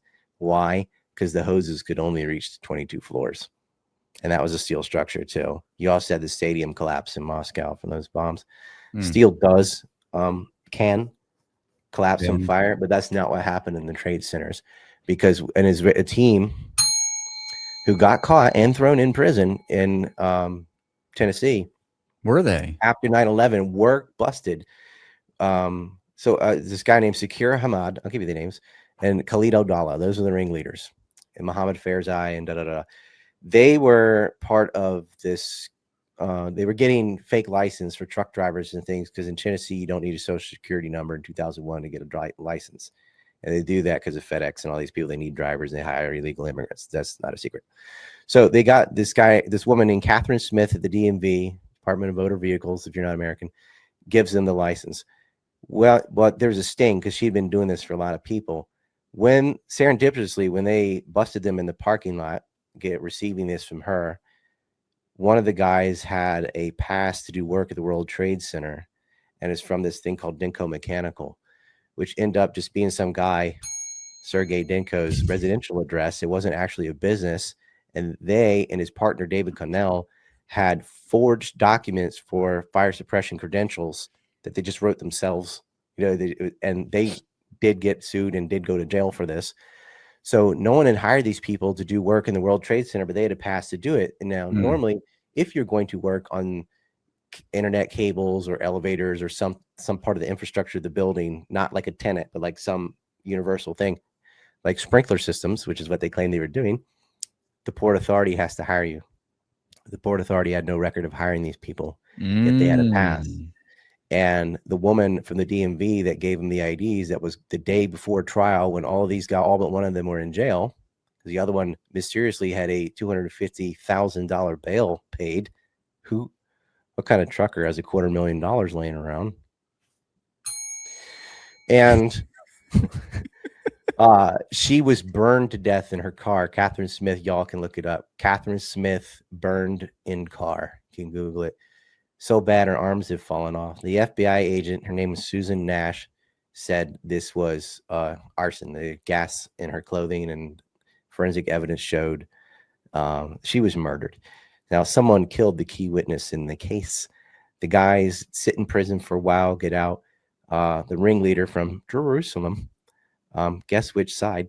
He got to flee. Yeah, eastern side. No, western side. They all think it's all theirs anyway, but yeah, I mean, what does it matter, right? They had done illegal work on the sprinkler systems. So what had happened is the fire suppression systems that would have put out the fire caused by the plane didn't work, which ensured maximum damage from fire. Wow. And then you have evidence. They pulled a van out and they brought it to the church at Dades, which is near Ground Zero, which became like the makeshift headquarters for the bomb squad. There was one there and one in the Meadowlands out of a sporting goods store that they just turned into a headquarters. And this is reported live on 9/11 by Pat Dawson and Rick Sanchez. Said police found a suspicious device, an explosive device, in a van. So that, because the bottom of the World Trade Centers is what? It's the parking garage. That's what they attacked in 1993 with a truck bomb, the Ryder truck. They pulled the van out full of explosives. Well, they didn't get them all. Yeah. They didn't find them all. So that boom, boom, boom you're hearing is not this way. It's this way, where the cars are going off and wrecking the foundation, which jolts it, and then the third of the building hits and plows through the rest of it. That's what happened there. And that's 93 you're talking about? In 1993, there was a Ryder truck bombing, again, where the FBI had a mole in the group that ends up being Youssef. And Ramzi Youssef, there's so many Mohammeds. Ramzi Youssef is the nephew of Khaled Sheikh Mohammed, the mastermind of 9/11. He was in the cell that came to replace the former leader, but the mole that the FBI had, they kept saying, no, we want you to wear a wire and get this all the way to the blind sheikh. He's like, guys, they have the material. They're going to bomb a target in New York. You need to close this now. This thing never happened. They let him go through with it. Fortunately, the Ryder truck was parked in the wrong spot. it did murder people. It did blow a big hole Yeah. in the building, but it didn't knock it down. But the idea was to knock one building into the other. Mm. And they just physically botched the operation. Ramzi Youssef wouldn't get caught for another year and a half. He did another bombing attack in the Philippines on a plane going to Japan. And they ended up, he's got put in the same cell as they put Ted Kaczynski, the Unabomber, who did nothing wrong. They put him in there. But, you know, his uncle ends up being the mastermind of September 11th. And they couldn't put it together. When Ramzi Youssef was caught, they had this thing called the Bojinka plot to hijack airplanes and ram them into targets by the same guy who hit the World Trade Center before, like he's not going to do it again. And Condoleezza Rice gets in there, and the memo is called like Bin Laden determined to attack America, and they couldn't fathom that they were using airplanes when you have the former terrorist who attacked the World Trade Center had a plot to attack New York with airplanes. God damn, I don't believe it's incompetence. It's on purpose. Right. It's gotta be. And KSM was Bin Laden's right-hand man, and he hires out two government employees from Saudi Arabia, Osama Basnan and Omar Bayoumi, who acted as middlemen to help the 9/11 hijackers with logistics, housing, everything they needed. And they're walking around free. Omar Bayoumi even cased the Washington, D.C. and talked about how many entrances and exits there were and how many police there were. He's definitely part of this. But it goes back to Bandar Bush, the former head of Saudi intelligence. And they call him his nickname Bush because he's such good friends with George Bush and his father. And George Bush's father was the former head of the CIA. Yeah. And they're the ones that set up Al-Qaeda in the first place in the 80s. This is Bush's CIA, or Bush's vice president by them. With, I'll give you the names. Ted Wilson and these guys, they set up the database, Al-Qaeda. And so the foreign fighters joining the Mujahideen fighting the Soviets, Reagan's freedom fighters. And they're on their payroll, and they use BCCI to facilitate a lot of this, along with Pakistani ISI. And they set up these banks to launder money through all these Islamic charities and things, similar to what Sunboard did through Holocaust charities. And it just becomes this convoluted mess. It's very hard to know what is authentic and what isn't. And the CIA intentionally financed these radicalized madrasas and imams to create more cannon fodder for their war. And this ends up becoming Al-Qaeda, which comes to bite them back like boomerangs, or it didn't. They knew that was it, and they were going to use them even to attack themselves. And there is precedent with this, with Operation Northwoods, which, you know, McNamara and all tore up and didn't enact, but Paul Nitze and these guys did make plans to attack Americans and kill Americans and blame it on the Cubans. That wasn't new. That's not surprising. There's more examples, but it's enough. Yeah. Why don't we make airplanes out of Mohammed Atta's passport? I know, we should make body armor out of it. Yeah. The thing is indestructible. I think they found Al-Sheikh's passport and they found Al-Jarrah's passport. Oh, now this is great. Zaid Al-Jarrah, who's on Flight 93, allegedly, they found his passport with a little corner burn, like someone just did that with a lighter and whatever. No. Yeah. It's just chance, man. They found his passport. This guy's cousins, Youssef Al-Jarrah and Ali Al-Jarrah, were busted in Lebanon as Israeli spies on Hezbollah in 2002. Yeah. Wow. What a coincidence that a 9/11 hijacker pilot has family not only working for Israel, but working for Israeli intelligence. Yeah. I think I did see this headline. Was this a recent story too? It was in 2002. USA Today is where I read it a long time ago. Okay, never and mind. It's been, covered by everybody now. Okay. And they're just like, it's just like no big deal. Like, well, yeah, I guess he had family that worked for the Israelis, but he didn't. Like, yeah. Oh, yeah, right. Totally. There's no evidence of him being on that plane. So I'll give you this. And this is why Alex Jones is always like, oh, don't listen to earphones. Like, everything he says is a distraction. The calls from the passengers matter because every call from Flight 93 only mentions 3 people instead of 4. And of Flight 93, they did get the black box. And that was played in the Moussaoui trial. And we have the transcripts. And you can read them. Everyone, you can read the Moussaoui trial transcripts where they're saying up, up, down, down, shake the plane. And are they screaming to Zaid al-Jarrah? No, they're talking to Saeed al-Ghamdi, and they're saying his name. That means al-Jarrah was not the pilot of 93. And what they do, they made a Flight 93 movie and they put him in there, right? That's very Hollywood. Wow. I think it's okay to bell Hollywood. Zaid al-Jarrah was never on Flight 93. He was the Israeli mole. He's got blood relatives spying on Hezbollah. That's high-level intelligence. And when you're doing that, they were Arabs that spied on Hezbollah for Satan. So the only evidence that he's on the plane is not on the transcripts. And you know goddamn well the other hijackers know who's flying the plane. And they're screaming out al-Ghamdi's name. So what, al-Jarrah just asleep in the back or decided get cold? When they went to the ramp, because they don't always go through the bridge on Flight 93, you walk outside and go up the stairs. He just took a left turn. Puts on a uniform, leaves. This is the guy that's always following Muhammad Atta around. They did a will together. You know, when they're in Germany, he doesn't stay with them. When they're in Maryland on the final day, he stays in his own hotel. He's got a girlfriend he's planning to marry. He's got like all these future plans. Where is this guy now then? Like if he wasn't on the plane, like is he still alive? He's probably in Tel Aviv. I mean, like, right. Oh no, I mean he just how he got out, I don't know. He just left when, you know, there's chaos at 9/11 and probably got in a car and left, you know, like Jesus. Yeah. He just waits and then they'll get him out of there, bring him to Canada, fly him out, whatever.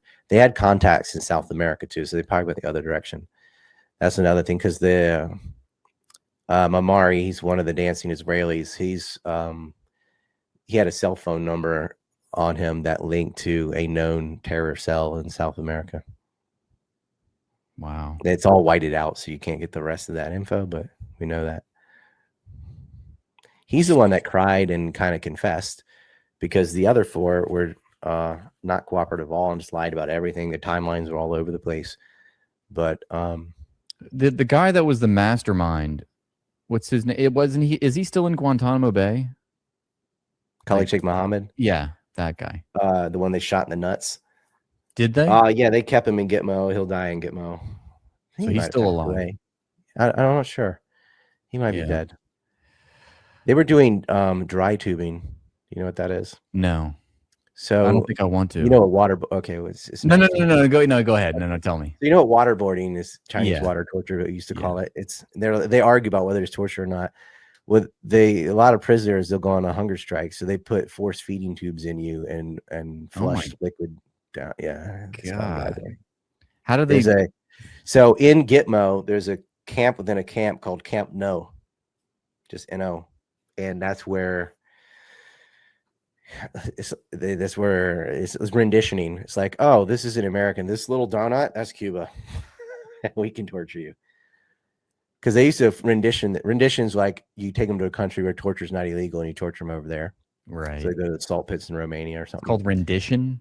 Yeah, rendition. So America tortures. Well, we do enhanced interrogation. It's torture. But if you want to torture like popping eardrums and cutting off body parts and stuff, then you just don't do it on U.S. soil. You just take them somewhere else where torture is not illegal. It's called renditioning. The CIA does it all the time. And then you torture them. Torture doesn't work, by the way. I mean, you think of historically, when people were tortured, they confessed to being witches. Witches aren't real. Mm-hmm. So if you're confessing, they just tell you whatever they think you want to hear to make you stop torturing them. You don't get any vital situation, any information. It's not like there's some situation where like, oh, there's a ticking bomb. Mm-hmm. And unless we torture this guy, we can't go and find it. Like, why would you leave a time bomb? Just bomb, you know, like, right away. It's very, very easy to make explosive devices now because you can set them off with a cell phone. A cell phone is actually a very highly developed piece of technology, but they're so easy to get. So you can just buy a burner phone, stick it on the bomb, call the phone, bang. Mm-hmm. It used to be I don't want to explain how the other way to do it, but it was complicated. Now with cell phones, it's very easy to do remote detonations. Mm. Not to give you any ideas, chatters, of course. Yeah, I'm not explaining how to make bombs. I just about did, but I was like, there's a way. There is a way. All right, my last conspiratorial question for you is kind of open-ended. It's something that I try to articulate on stream a lot, but I always try to find new ways of saying it. But Who rules the world, Ryan Dawson? Ding, ding, ding. He's going to hit the bell, isn't he? The rule is not global. They don't have East Asia. Mm-hmm. But who rules the West? But it's not government. It's the donor class. Let's call it the donor class. Yeah. It is a international clique of billionaires who happen to be pedophiles. It's billionaire pedos because that's kind of the initiation price to join the gang. That's true. Ooh. And they're not all, but not all sharks eat people, right? Right. Not all, right. Some piranhas eat leftovers, maybe. Mm-hmm. But it is predominantly them. Yeah. Yeah. That are willing because they have, if you're engaged in ethnic nepotism, you eventually corner industry because anyone else will hire anyone else. But once one of them is in and only hires others of them, then they end up conquering this institution, whether it's media, bank, whatever, because they're openly engaged in ethnic nepotism. And usually the clapback is people notice the ethnic nepotism and they say, hey, you're only doing it. But then you get called a Nazi. So they're allowed to do it. So I just thought of one more question, which is, I'm sure you're familiar with Nick Bryant. When you asked that question, I almost went, them. I didn't even have to say it. Just I really hope this catches on. I hope there's like TikTokers going and then doing whatever.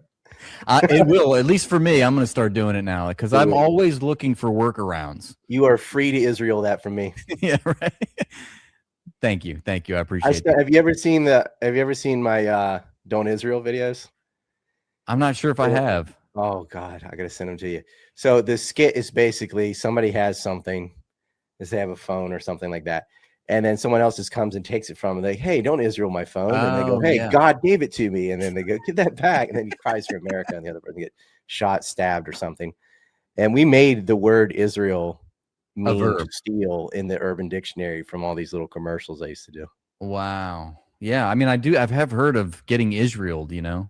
Yeah. So that you were the progenitor of that phrase.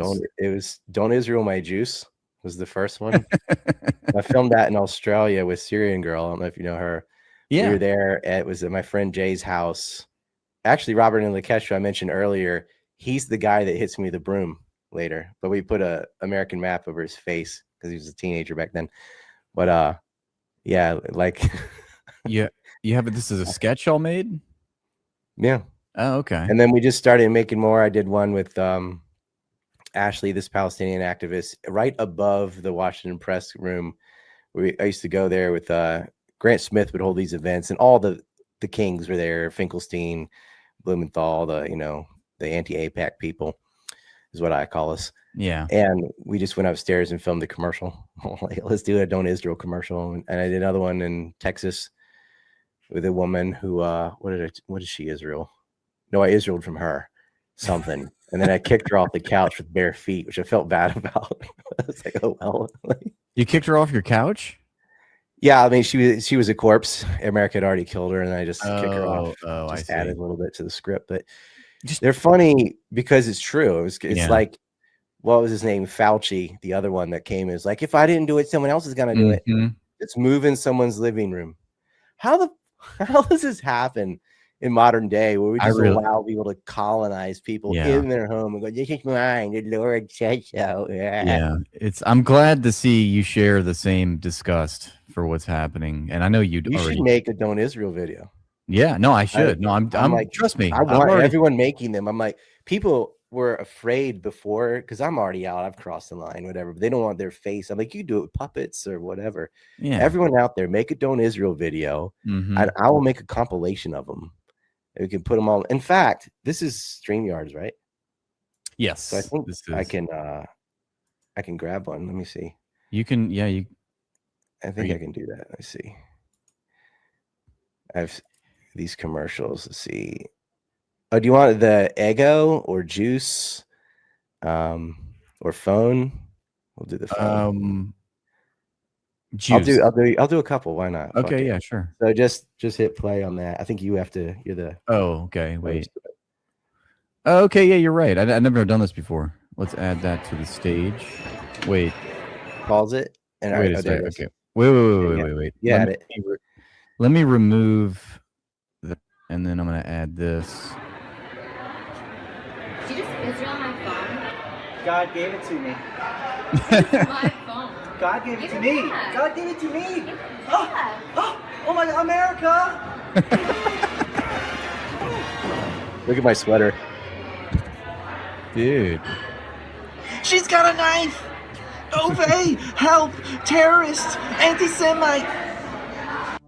It's so them. Hear that day on US Media. Listen to news. Dude, this is spot on. I was in the shop Oh getting my my bagels, God, dude, just this using is my great. phone, and this Palestinian terrorist, 3 times my size, wielding a knife, came out of nowhere, broke my arm, tried to take the phone that God gave to me.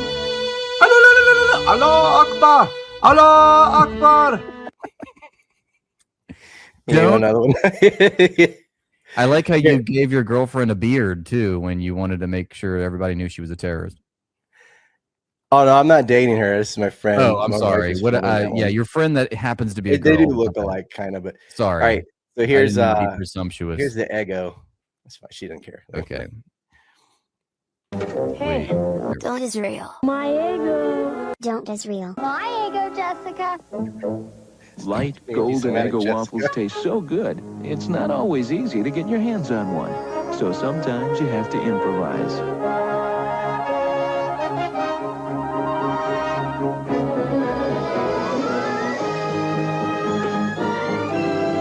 Don't Israel. My ego, please.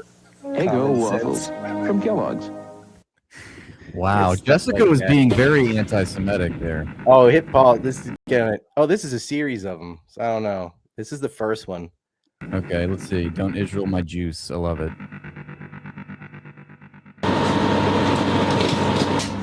Did you just Israel my juice? My Did you just juice? Israel my chair? God gave it to me. What? God said I could have it. God said you could have it. That's my juice. I give that back. That's my juice. God said it was mine. Give me my chair. Give me my juice. America! Hey! Oh no! He never actually hit me. We wouldn't be able to take that kind of a risk. Dude, It's Method 51 playing the metal. I love later that day. Yeah. Palestinian viciously Just attacked attacks Israel for no for reason. no reason. Allah Akbar! Allah I regret to defend myself and my juice.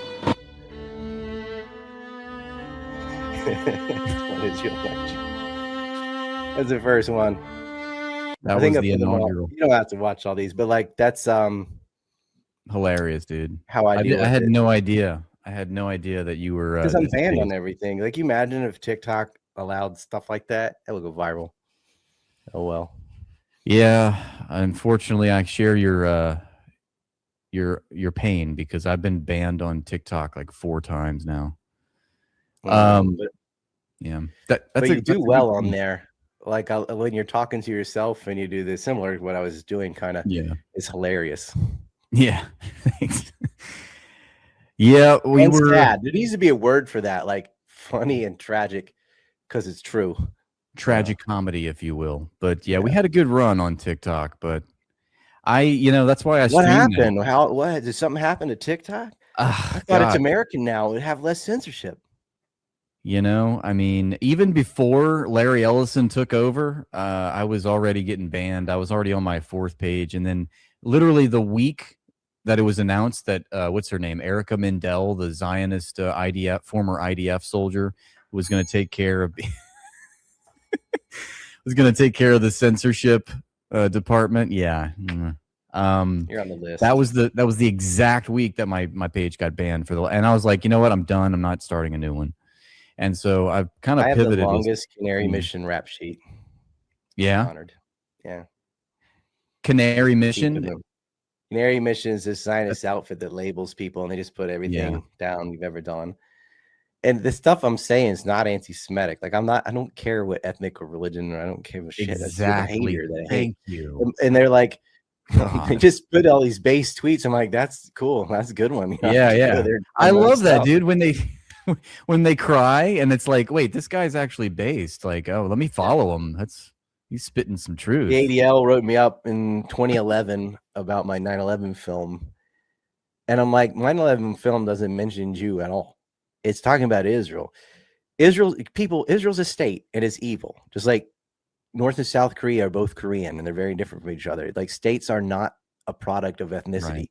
States are states. Mm-hmm. And, it doesn't help when you have a religion that calls yourself the chosen race of God. And a lot of them take that literally. They're going to engage in some bad behavior and they're going to excuse bad behavior too. And that's the big problem with Israel. It's not just the IDF out there shooting children. It's like 90% of the general public's okay with it. Mm-hmm. They don't have a right to exist and they are not defending themselves. Nope. You can't defend yourself on stolen land. That's made clear by international laws. How is bombing somebody in their country defense? Yeah. What's offense then? Tell me what would count as offense. Yeah. I mean, it's like anti-terrorism is actually terrorism and terrorism is actually anti-terrorism. The war on terror was a war of terror. Yeah.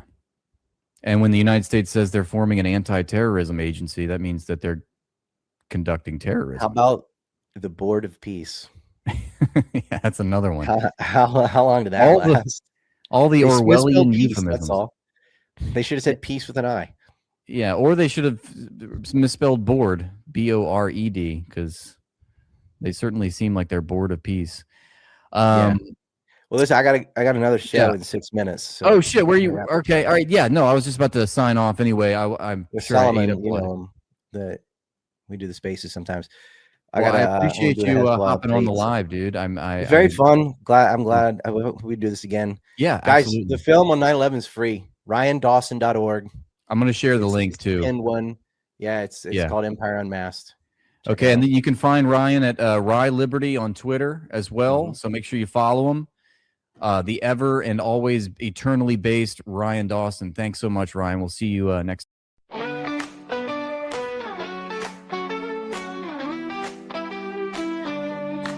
Welcome to the woke and gay. Transformers are in charge, hey, hey. The girls' room is full of men. They're grooming your children. Or we'll just let a migrant steal them, because Christians will forgive them. Now put on your mask and stick your head up your ass. Pedro and Manuel need a free hotel. We will give you the fill. Now take this pill and chill. You can't even sell lemonade, but here's a naked parade. Your streets look like human vermin, but at least you're not all speaking German. Welcome to the woke and gay.